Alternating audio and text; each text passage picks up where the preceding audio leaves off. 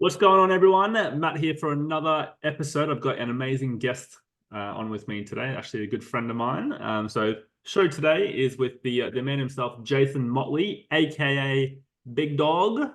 So I've worked with Jason in the past with both a little bit of marketing, but more so on sales for when I had my gym. But thank you so much for joining us today, Jason. Pleasure, man. Happy to be here. I had to poke you to get me on though. Yes, I know. I'm always happy to get people on that are keen. It's always good to see people that are actually keen to jump on, which is Yeah. awesome. So far, we've got some pretty epic feedback on the podcast, so no doubt you're going to over deliver as always. But just for people who don't know who you are, do you want to Mm. give us a bit of a rundown of what you've done in the industry? I know I said I worked with you with sales and marketing, but you've Mm. obviously you're still in the industry now. Mm. But what's been the journey for you in the fitness industry? Yeah, man. So like, condensing time wise, for the people listening, was actually in the elite sports arena prior to fitness. I spent many years as the head trainer for AFL Queensland, worked with Brisbane Lions, finally transitioned into personal training. So just in a big box gym. At the time it was Go Health Clubs before they got acquired by, Good Life, did the rebranding. Worked as a PT there, worked as a fitness director there. Um, Grew my team there, right? So dropped out of fitness directing, grew my team of personal trainers. And then COVID hit. So decided to open a gym during COVID. That was awesome. Still got the gym today. I have worked for sales and marketing companies, more gym members here in Australia, where I would help PTs, gym owners on sales, systems, operations. I've done high ticket sales, worked with companies like Sales Sniper and Seventh Level. So, arguably two very top tier companies. And, right now I pretty much do a lot of freelancing work with both gym owners online. No personal trainers at the moment, but that's fine. But implementing their sales system structures, some leadership stuff, organizational things as well. And then obviously I still run our own gym as well, which we've got our in-person and our online program. And at the height of it, we did have four locations, as you know, but just like yourself, things happen and it's what it is. So I've opened and closed gyms, acquired gyms, lost gyms. So been through it all. And as you said, still here, still in it, still in the thick of it. Awesome. And yeah, we've obviously had a similar journey to a degree. Mm. Obviously just recently closed down mine as well. But I'm keen to hear from your perspective. If we can dive into the sales part first. Sure. Specifically for personal trainers. And I think Mm-hmm. the exact statistics, but common theme for personal trainers that I have worked with in the past, still work with, and people that I talk to, is they struggle to have like I suppose, a high conversion rate for personal training services. So, in your experience, do you have what's your take on sales with Mm. more so face-to-face personal trainers at the moment? Like, Yeah. what are some things that you see in the industry or have seen previously? Yeah, absolutely. It is a tough one. And if you're in personal training at the moment, you're probably saying, yep, I do struggle with my conversion rate. If you're looking at getting into PT, it's something that you do need to just be aware of, that it is very much a business. You and me both know it's very much sales and marketing. The first thing that I'd actually say, and I'll get grilled by a lot of the top sales guys out there, which is fine, but I'll give context, is the first thing that I typically find is that most personal trainers just don't have the sheer volume of appointments. So, like, I would watch PTs only do like one consult per month because they're waiting for the gym to kind of feed them the leads. Like if you work at a Good Life, we used to have like an accelerator pack, 3 PT sessions. What do your guys get from the gym? Do they have like a startup thing? Yeah, so depending on the gym, like I'm working with a few Mm. people like at Fitness Cartel that do PT packs where they Yep. pay the gym, the Yeah. PT Yep. does the work for free, and the gym gets the money, which is Yep. a story. But they're called PT packs. Yeah. Like Jets and like Snap Fitness, they don't have any like packs itself, but Mhm. they say, hey, look, you get like an introduction session with a PT. Okay. Um, Yeah. but yeah, it varies between clubs, but there's like PT packs where it's paid, but the gym gets the payment, Yeah, not of course. PT. Um, That's fine. And I'm fine with that. Like, at the end of the day, like, what I always used to say was, the gym's job is not to look after you. They kind of, some are better than others, right? Depending on the sales manager and the fitness director at the time. But if you go in with the idea of saying, okay, cool, like I used to treat it as whatever leads I would get from new signups, that's just a free candy. That's a bonus, right? So if you're just sitting and waiting, you just don't have enough volume coming through. So the first thing I would actually try to say to people is, I need to get you in front of more people, because that will give you more sales without any skill set improvement. The second thing then is, this is how I used to do it, which was against the gyms. When anyone sold a 3-pack, you're meant to go through these 3 sessions. My first session was a sales consult, just like I would do now on the phone, right? And I would go way deeper than what the gym salesperson did when they signed them up. And I would essentially try to sell them then and there, with the idea that their first 2 sessions are already paid for and comped, right? So I'd actually sign them up for 2 sessions per week, but for the first 2 weeks, they're only paying for the 1, if that makes sense, right? That's for you, get that. And then after that, it's ongoing. If we don't sell them there, that's fine. The next 2 sessions, I try to sell through the session, right? Which, it doesn't need to be done. You and I both know this, but I would try to sell them then and there. And there are some skill set things. I think what a lot of personal trainers do, everyone's different, but a lot of people in PT typically try to, what I used to see was they do very diagnostic selling, like, right? Diagnostic selling, as in, how much do you weigh now? How much do you want to weigh? Those type of things. And then sadly, a lot of PTs sell the PT service, right? They don't sell the solutions to the problem that the client is experiencing. So just take a step back and actually find out, well, what are their problems that they're associated with? So like, weight isn't a problem, right? It's the problem by being overweight. What does that actually do to them? It makes them unhappy. They struggle at work. They have no sex drive, bad relationship, whatever it might be. So instead of trying to tell them like what you do, like, I've heard this as PTs, this is how I train, this is what I would do.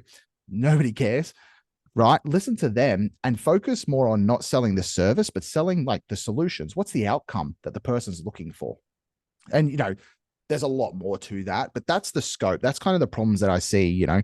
If I can get you sitting down in front of more people, I'm going to make you more sales straight away, right? And I know you go hard with your guys on that. When you started, like, it's appointments. That's why you grew so many, were able to grow so fast. Same as me, when I brought my trainers on, they weren't great at sales, but we just got them in front of a lot of people. That builds confidence. They practice their skill set, and then away we go. So that's what PTs and gyms need to do. They just need to look at it and go, if you're only sitting down with 5 people per month, you need to 10x that, right? Like, until you're full, right? You don't stop until you've got enough clients. Like, that's the goal. 100%.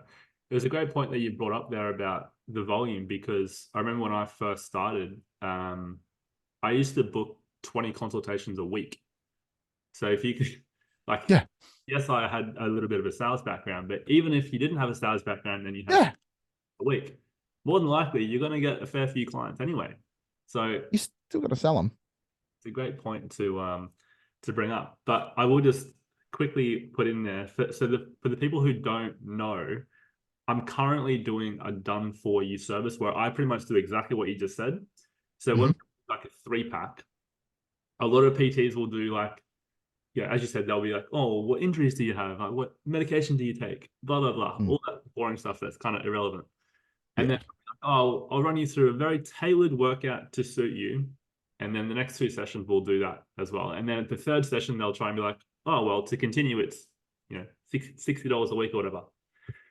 And I'm like, okay, well, I'm good. You've already taught me everything. So yeah, you've already told me what to do. I'll just keep repeating it. Yeah, I'll just do what you told me, and then I'll be sweet, and I'll save myself $60 a week. But yeah, I do the same thing as you. So any single time I meet with someone, it's always like, the whole point of it is to understand where they're at, identify the problem, and then provide the solution. And then they're in that emotional state of mind anyway, and they're kind of ready to make a purchasing decision. It's huge, man. Like, you don't want to put you, this is the hard thing is, you got to get out of the coaching hat when you're sitting down with someone, right? Because you're right, particularly if these are sort of beginners to the gym. If you show them a workout, like 2 workouts, they will literally just in their head be like, I can just repeat those workouts every single day.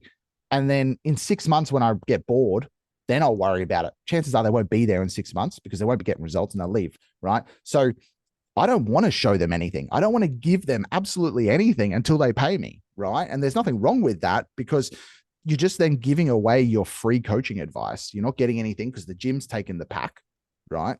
But yeah, even if you don't get them on the first sale, after that second session, you get 80% of them then and there, right? That's when it's like, cool, I show them a few little things, really basic, right? That's it. And then go, cool, like, how did that feel from there? Yeah, I really liked it. I really enjoyed it. Cool.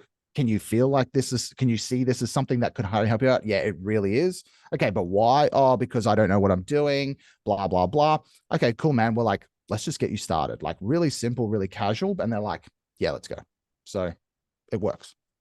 100%, 100%. I'm curious to know from your perspective, because I made a change in my business, which completely changed the game for me. So when I was doing all the consults myself, I used to do, so this is assuming like I didn't really do many of the 3-pack things when I was building it, just one session that they got like for free. At the start, I used to do like 15, 20 minutes, like a questionnaire to kind of understand where they're at. And then like a 15, 20 minute, I used to call it a technique session just to see where they're at. Not so much like a PT session. You don't want to fatigue them or, try and destroy them in a way. And then I would close. So I would go for like an hour. But then what happened was when I hired a salesperson, I'm not sure if you remember Shay. Yes. He's listening.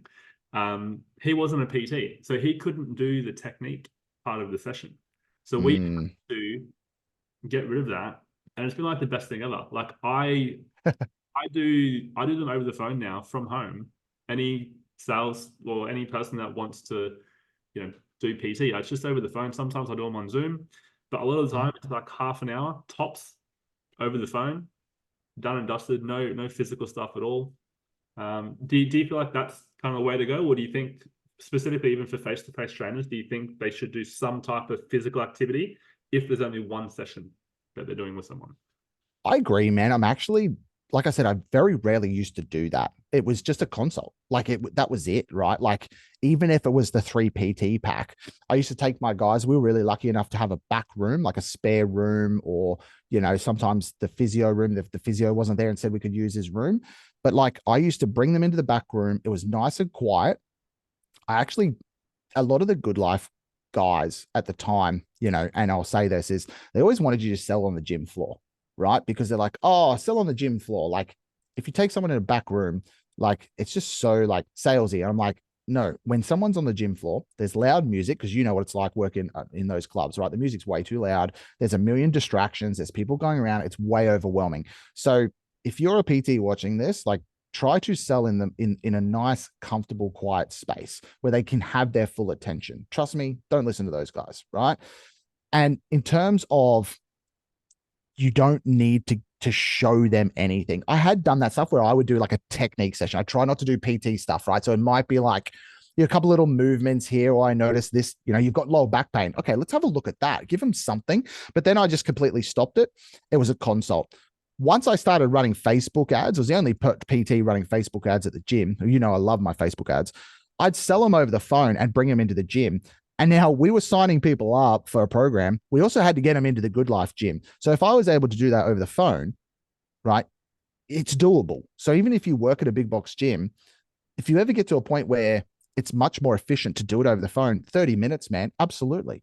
If anything, what's working in these days is, one of my good mates, marketing agent, JD Richardson, those guys sell basically like a 28-day starter program. If you're a PT, sell a 3-pack over the phone, but you get the money or something, right? You don't have to sell them straight into a 24-week if you're not a great salesperson, because it might be an exy, but you can sell them over the phone to those people that are inquiring. You do a lot of organic stuff and referral stuff. I know you do that. If you're doing Facebook ads, just get on the phone and call them. So you absolutely don't need to do that. It's 30 minutes. Let's have a chat about you and your struggles and where you want to go, and shit, let me see if I can help you out. Yeah, love it. Just on that as well, I know when I worked with you guys, when or at MGM, you had like a front end offer and then the back end offer. So is that what you're referring to, having like a 28-day startup or like a PT pack, for example, as like the front end offer to get the ball rolling, and then they go on the regular membership after that? Is that kind of what you mean? Yeah, good question. So like I kind of flip it a bit with salespeople where I say, what most marketers would say have a front end offer, which would be like, for most PTs, it'd be like a 3-pack, right? That's probably what you need to do if you're in a big box gym.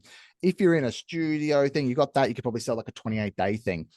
If you don't have a mass confidence in sales, sell that, right? But once I trained people, and you probably remember, like once we trained people up, that would actually be a drop sell. It would be sell your normal 6-month transformation or whatever, because you want to sell the result, like what's going to help them get the result. 3 sessions isn't, 28 days isn't. So I used to believe, still try to sell the best option for them, which is going to be a 6 or 12 months. But a lot of people don't have the confidence or the sales skills to, do that, particularly if it's PT prices. If you're selling, I don't know, it's a couple of grand, you might be like, man, I don't think I could do that over the phone if I haven't met someone yet. That's no worries. Sell them the front end offer, right? And get them in. But the front end offer we only used as like a drop sell for people that were skeptical of, oh, well, I haven't seen it. I haven't seen you. I don't know what it is, blah, blah.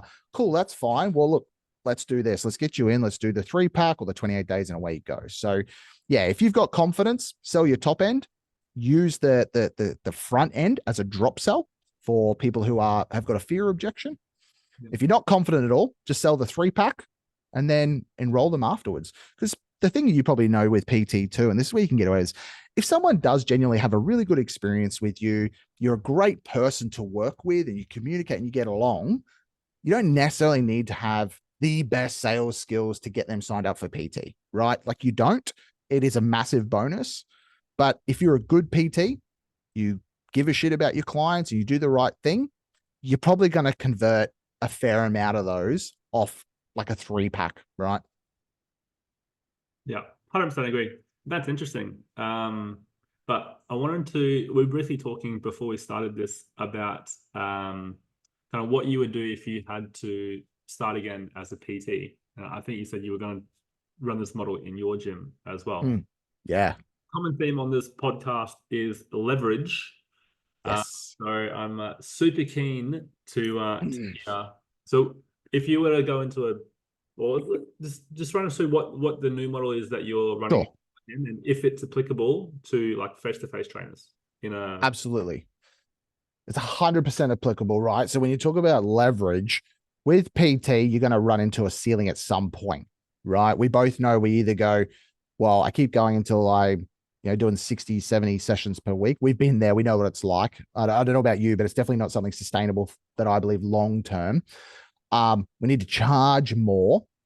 Right now, the world is really unsettled, cost of living, all these things. They're real. It doesn't mean we can't sell. I sell in high ticket space, but it's not going to get better anytime soon. So you can then start to do the semi-private model that, Alex Hormozi was famous for. What I would do, and I have seen this before, I'm not the person who invented this. I actually did get the idea from someone that was like I can't remember who, massive ex-MGM client, was only with us for a very short period of time. And I have seen a handful of people do it. The model is simple. Rather than doing one-on-one personal training, what you're essentially going to do is kind of like floor-based personal training. Big gyms used to have these floor PTs back in the day when PTs first started. And the idea was that they would run people through these kind of like starter sessions just to get a feel, they get a bit of a wage, and away they go. Instead, what you're essentially going to do is take the price of one PT session. So let's just say that it's $70 per week. You charge $70 per week. But what you're going to do is you're going to have set hours on the floor between 5 a.m. and 10 a.m. Monday, Tuesday, Wednesday, Friday, and maybe do afternoons as well. During that time, those clients can come. They will have their own customized program that's specific to them. Okay, so just like they would if they're PT, but they're going to have the ability to get guidance, feedback, spotting techniques, little changes here and there from you 4 days per week. You use your Wednesday or your Saturdays for your admins, your check-ins every 4 weeks, etc., like that. But you're going to be able to literally provide 4 times the amount of value, essentially, than one PT session for the same price. So everybody in the gym is going to be charging single PT prices, right? And that's fine. There'll be the top guys that are doing the bodybuilding stuff, the body transformation, killing it. Don't worry about them. And then there'll be the other guys charging 45-minute sessions, whatever it might be, one-on-ones. So you're going to capitalize from everyone that's probably over the age of 35. the people that really need you, they don't need you to be there to hold your hand throughout the 45-minute session, right? Really what they, and or count reps, right? We've joked before, PTs, we're just glorified rep counters, right? Well, we're not, but the point being that you can see your trainer 4 times per week. I can come over to you. I can give you little tips and feedback. What you'll find is same people train at 5 o'clock every day. And I used to do this. A lot of my guys, when they didn't train with me with PT, they would come at the same time on their non-PT days and they would help each other out. So you'll get little groups forming each other. Hey, I'll spot you, you spot me. We've both got bench press in our program today. Let's do that. That is mass leverage. And that's what we're going to do in the gym. We're essentially going to give everybody a customized, individualized program. Most of them being over 40 already do because they got injuries, but they'll be able to come throughout the times that they normally come. The PT will always be here and away they go. So it's a great way for personal trainers to really maximize that leverage. You can then have not unlimited clients. They'll be at a point, right? But realistically speaking, you could probably have 4 times the amount of clients for about a quarter of the work. Yeah, that's interesting because like I talk about different ways face-to-face trainers can leverage. So like thinking about the options, obviously you can obviously go online, of course, which is completely different kettle of fish and arguably harder than building them face-to-face. It is. Go down the route like similar to what I've done. I think you hired trainers as well, didn't you, when you were at Good Luck? Yeah, we hired. Exactly. So you can scale trainers. Absolutely. Otherwise, obviously, that's a good option as well. Because I've kind of run a semi-private model before, especially in my gym, where I had a maximum of 4 people. Yep. In like a very set time slot. So I had it 6 a.m. and 5 p.m. 3 times a week. Yep. And then I would just say, look, these are the times you can pay a cheaper price. Instead of paying 70 for one-on-one, they might just pay 55 for a semi-private, for example. And you get 4 of them in 45-minute session. That's $200 for 45 Absolutely. minutes. Yep. That's another way of doing it as well, but I like that. So semi-private, yeah, well, Alex Hormozy made that famous, right? And that works. This just takes it to, I guess, another scale, another leverage model. And I think it allows a little bit more flexibility so people don't have to come at that specific time. Although you and me both know people who typically train at 5 a.m., they'll train at 5 a.m. every day, right? But it just allows a little bit more flexibility in the model. Again, it won't be for everybody. I'll tell you right now, if you're not good, you could end up with 15 people on the floor. You need to spread your time evenly and still provide value. You can't just have people there, take money and don't do anything. Some personal trainers, if you're a talker and you get bogged down with a client, semi-private one-on-one's probably the way to go because you're going to end up making more consistent money. If you go to the floor model that I talked about and you're not good at managing people, so I come from the AFL background where I would have guys in a strength group that were on rehab. So I'm used to, I could coach 20 people at one time and give them enough attention. If you can't do that, you're probably going to have such a high turnover that it's going to frustrate you. So there's pros and cons to every model. You got to know what's going to work for you. Completely agree. I always say to my clients, what's a positive over here is an equal negative over here. So man. You've got to find what, well, for one, you got to find what you enjoy doing as well. If you enjoy one-on-one, then do one-on-one. Yeah. But if you enjoy, and you can scale it. Yeah. You got to do what works. And you and me both know. And that's what I say is I'll give it a lot of advice on this podcast. You got to be smart enough to take, that's not going to work for me. That's going to work for me. That might work for someone else. There is no perfect answer in anything in what you do, but you got to just be adaptable and go, all right, yeah, I understand that this would work for me, or actually it's going to do more damage. Yeah, I might make more money if it works, but you're probably going to end up having a higher turnover because you just can't manage the amount of people in the session. So, pros and cons. Yeah, love it. Awesome. Let's I want to talk about objections.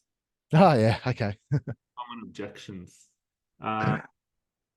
So like obviously there's a variety of different objections. Common ones being obviously money, partner, time to a degree. Do you have I can't remember the framework you used to teach, but do you have a framework for handling objections that you could share with us? Yeah, so I'll try my best to give it. This is hard because 80% of the time, this is what I learned heavily when I was very lucky to work with guys like Matt Ryder, Anthony Fazari, Tony Haddad, Marco, guys when I was at Cypher, 7th level, and they were helping us when I was at MGM is 80% of most objections is going to pop up because you haven't done the work before you kind of get there. And this is hard because everyone wants to know what to say with objection handles. The short of it is the objection handling is very much just a script. Like it is a framework. I go through the steps. The problem is if they're not going to land the way I want them to land, right? If I haven't done the groundwork. So I'll just give you an example of what I mean. If they come to a money objection and you haven't gone through what in my script is called nutrition and lifestyle, where we try to find out, are they spending money on things that are taking them further away from their goals, right? So we find out they're spending a little bit on takeaways, maybe some excess alcohol, maybe, they're getting their hair, nails done, maybe they're getting massages, getting all this extra stuff done. At that point, I want to be able to say like, well, are you willing to cut back a little bit on those things so that it could help you get towards your goals? Yeah, absolutely. So I'm kind of pre-handling a little bit, right? In a sense. And that's what you hear with pre-handling objections, pre-framings and those things is you got to deal with some of those things. Partner objections, you got to find out, do they have a partner? Is their partner on side? Those type of things. Then when you get to objection handling, it is very much just a script, right? So like the short process, and I'll give you the short framework. I can't go into everything. The short framework is first step, always acknowledge that you heard the objection, right? I learned that from Grant Cardone. First step was acknowledge. So you always say, hey, I can totally appreciate that money might be a problem based off what you're saying. Okay. So you always let them know you hear them. The second step that we often can do with that is if I want to speak to my partner, and I learned this when I was at Sales Sniper. This is very much a 7th level technique. It is not mine, but what Jeremy Miner would teach if you ever watched him, and everything I learned from there is you then basically go, that's not a problem. I can appreciate you need to speak to your partner, whatever is like you'd book an appointment and a follow-up appointment. So you actually don't start by treating the objection. Most people, right, as soon as you hear objection, you go defensive. So the point with that is we're going to book an appointment completely. The prospect just basically, oh, okay, we're booking it. I'm going to get off this call. Once you've confirmed the booking, right, if it's a follow-up, then you start to handle the objection. Okay, so that's number 2. So number 1, always acknowledge, like let them know, hey, I could totally appreciate money might be, a bit tight for you based on what you said. Hey, that's smart. I could totally appreciate that you want to speak to your partner about that. Makes total sense. It's a big decision. Get a booking on the calendar. What's your time frame in getting back to me just so that I can see if I'm going to be available for you, right? Again, that's not my line, guys. I want to make that very clear. That's a 7th level Jeremy line, okay? But get them booked on the calendar. Once they're booked, third step then is you ask a question. Okay, well, I mean, money aside, just so I know, like if you did have the money or if this was free, would you do it? If your partner was here today with you and they wanted to say, and they said yes, would you do it? Would you go ahead? Right. So that's very common. Think about it's different. But those two things is then I ask them because they've already got a booking on the calendar. So they're a little bit sort of diffused. Okay. Guards down. And then I can ask them that. From there, then it's a matter of, well, yeah, most people are going to say they would do it. Right. Then you got to ask them the magic question, which is just why. Most people don't ask why enough. When anyone gives you an answer, just ask them why. Get them to justify why they need to do your program, why they need to invest in your program, whatever it might be, right? And then from there, just become a bit of a problem solver, right? Like, so if it's money, like, okay, well, all right, so money-wise, like, I mean, have we got ways to find the funds so that you can get, the help that you need to lose the 20 kilos so that you can actually feel more confident about yourself, right? Well, what about like a payment plan? Yeah, we could do a payment plan. Right. Most PTs are already going to give you the weekly price, right? But whatever, but, try to help them through that, work through options. Okay. And then see what you can do with it. And that's the first step. And it's a little bit more, obviously there's specific examples and whatever else, but number 1, don't freak out when you hear the objection because the objection is not a no. Just acknowledge you heard it. Number 2, basically get a booking on the calendar for the follow-up, completely diffuses them. Then number 3, just ask the question of, if it's money, if it's partner, it's whatever, if they were here and they supported, what would you do it? Right. And then away you go. I'll give you the one thing with partner, because I do like to go pretty hard on partner, because that's the most common objection. So once they say, okay, if your partner was here, would you do it? Yes, I would. Completely flip the script. Instead, you can say, all right, but like, what if you go to your partner and your partner doesn't want you to get the help and support that you need to be able to lose the 20 kilos? Like, what are you going to do then? So I kind of almost make the partner out to be the bad guy, right? But what happens is most people go, oh, well, no, I mean, no, I'd still do it, or they'd be on board with it, right? So I get them on that side of that, right? Because nobody needs to actually ask their partner permission, right? Like, they just don't do that, right? So yeah, objection handling is literally a script. I have a script for each objection handling. But again, if you don't have the ammunition to come back to, well, hey, look, can I make a suggestion? You're spending $50 a week on Uber Eats. If you haven't found out that information, then you've got no ammunition to be able to go in and do that. You can't slap someone, as we used to call it in the sales world. You can't slap someone. You can't do any reframes. You can't do mindset reframes or anything like that, or perspective changes, because they're just going to be like, it's you versus me. So yeah, man, objection handling is tough to talk about, because 80% of the time I go and listen to a sales call and I'll be like, I know why you got this objection straight away. Yeah, it's an interesting point, because I might have learned this from you guys, or I'm not sure, or from you when you were doing this stuff with us for the gym. But you mentioned like talking about their lifestyle choices. We do that too. You can probably do it in a bit more detail. But yeah, we try to identify excess money that they're spending that they could possibly cut back on to, mitigate the price of personal training. Exactly. You got to do it. Nutrition and lifestyle, you got to do that in that section. Money's going to be a problem. So you want to get that there. It's not about finding all the money, right? And I don't have to necessarily, like, some people will bring it up like, oh, okay, so like, wow, and depending on the tonality of the call and how it's going, but I mean, you might go, wow, like, so you're spending about $80 per week on takeaway? Does that sound about right? Yeah, that's about right. Okay, cool. You could be a bit cheeky and you can just say, cool. Okay. Well, the good news is at least we know you can afford the help, and then you just move on, right? So you can be a bit cheeky with it, or you can leave it. And then the idea when you objection handle is you still want them to come up with the solution before you just tell them. So most PTs in that situation would just go, well, you're spending $80 per week on takeaway. Like, why not just do that? What's going to happen then is the person's just going to lean back out and be like, screw you, right? I want to try to get them on the same side as the table, right? The same side of the table as me. So I got to pick them through. Then at the end, if they haven't figured that out, then I can go, do you mind if I make a suggestion? And then you could bring up the nutrition and lifestyle stuff. So give them every opportunity to come out of it. If you just start smacking them from the word go, like, they will just walk away from you, right? They will leave. You're not the good guy anymore. Okay. As much as PTs, and I think this is what PTs do really well. I used to be bad at this, so I can speak on this, is they jump all the steps. They know it's BS. Like, we know it, right? We're like, come on, man, you're spending $100 on PT on shit. And we know you can do it. But you've got to break down that logic and their safety barrier and their perspective sometimes to get them to the point when they're like, yeah, Jace, you're right. That's the best thing you can hear. Yeah, you're right. Like, let's do it. Like, it's just an excuse. I can cut back on it, and that's how it is. So there's a lot of little steps in there, but yeah, man, like the nutrition and lifestyle one is great. Finding out the partner stuff is really important for partner. And probably the next one that I often just think about is, if you get the time objection, like a logistical thing, it's a bit BS-y, but that's another one that will pop up when you ask people about, like, what do they do for work and stuff like that. And in that situation, you've got to actually kind of pre-handle that a little bit and be like, okay, cool. Well, I mean,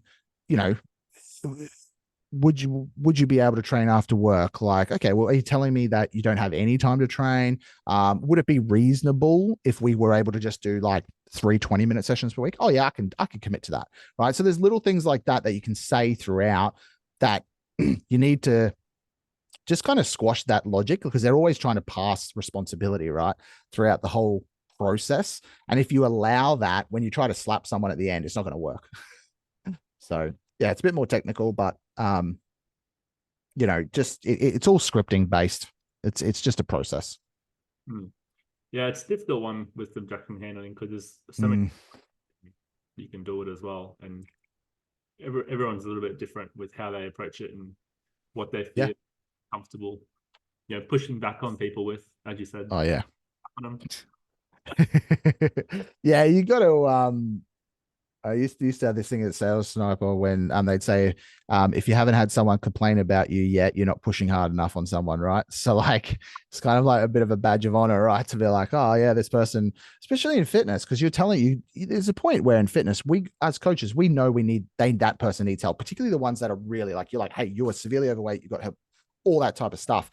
The problem is sometimes like like I said, we don't do the groundwork to get on the same side as them. So when we get shitty a little bit, which we all do, and we say, mate, like you're gonna die, you need this. It's just combative, and you just never go. And then you walk away.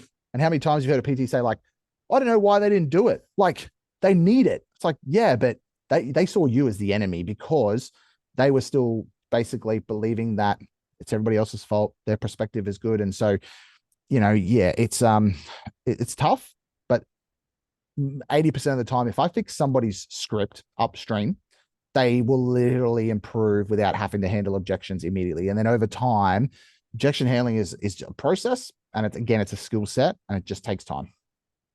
Yeah.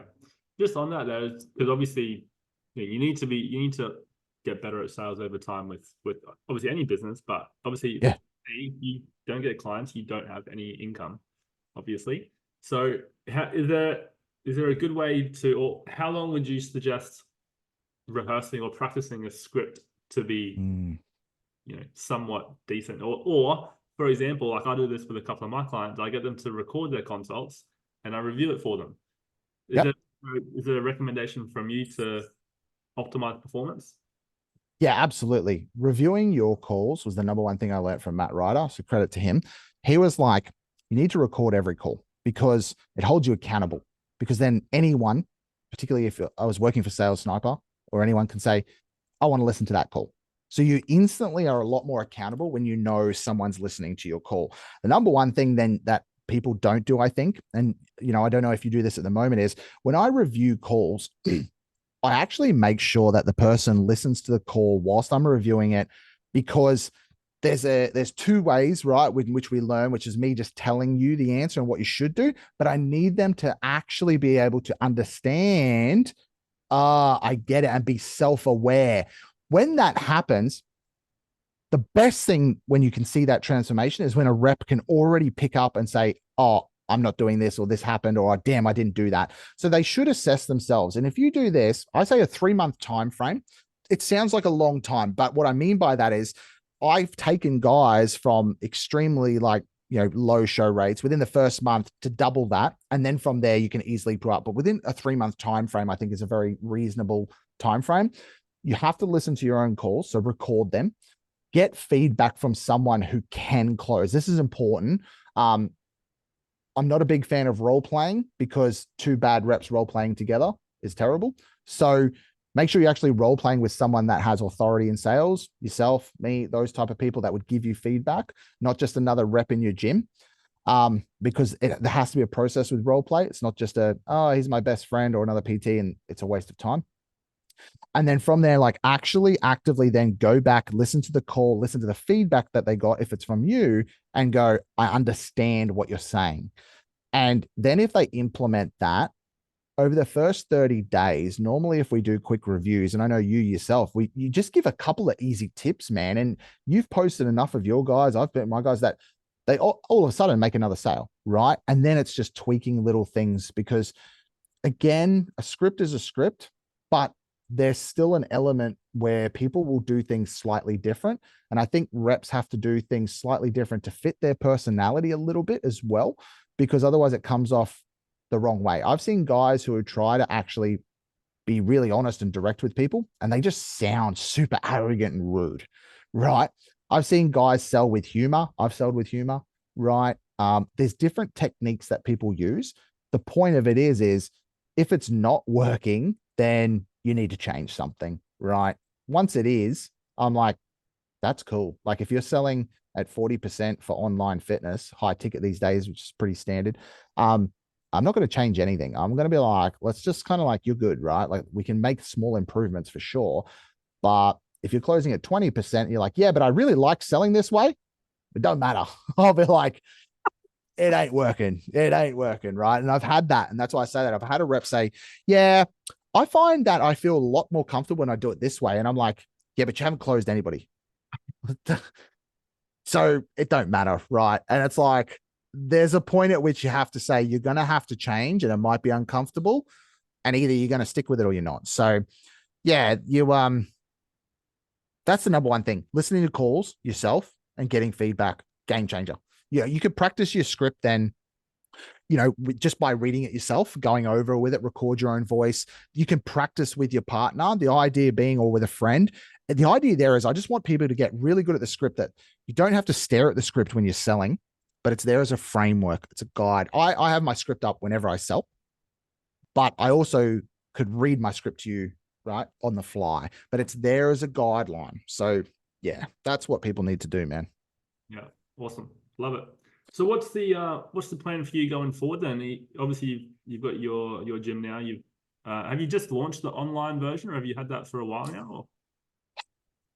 Let's put it this way. We've had it on and off. It's one of those things where some members then we did online because they moved or whatever, but we didn't sell it. We didn't promo it. We didn't market it. We didn't push it. So now we absolutely are. So with the gym, the goal for us is, we are starting to market it, sell it.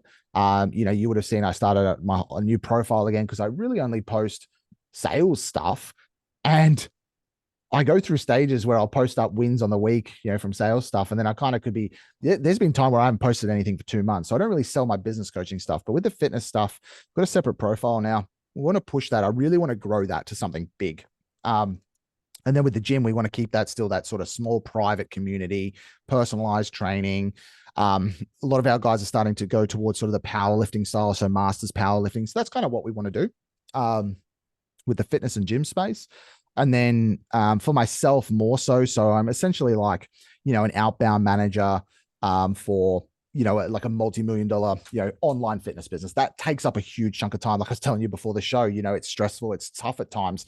So that's what I do. And then I kind of still, like I said, I still do little bits of consulting like that with gyms, online people here and there. But I only have, a handful of clients at any one time because, I get very heavily involved. I go hard on it, and I really I spend a lot of energy. And then my goal would be like, okay, after 3 or 4 months, for most of these guys, they can then go off and you've got the systems, you've got the processes, go have fun. And then just kind of like, maybe like a check-in every now and again, right? Just to optimize a few little things. That's kind of how I see the sales side of things going, is that more freelancing sort of operational manager type stuff. They do all the hiring and firing. I'm not selling for you. I'm not hiring people. I'm not doing any of that. Right. But just help them do those little bits and pieces and then send them on their way ideally. So that's probably our journey for the next, 12 months. Nice, mate.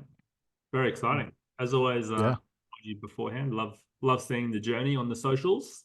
So if you do want to follow the journey, perhaps for the gym or even for the sales stuff, where would they find you? Yeah. So, Facebook, I do, like, if you want to follow, basically the fitness stuff. So, and again, I've got no problems with PTs, follow the stuff and see what I'm posting. I'm not a massive marketer, but like, you can use the content and you can kind of like get ideas and stuff. So, that'll be on, basically if you search Jason Mottlee on Facebook, you'll find 2 profiles.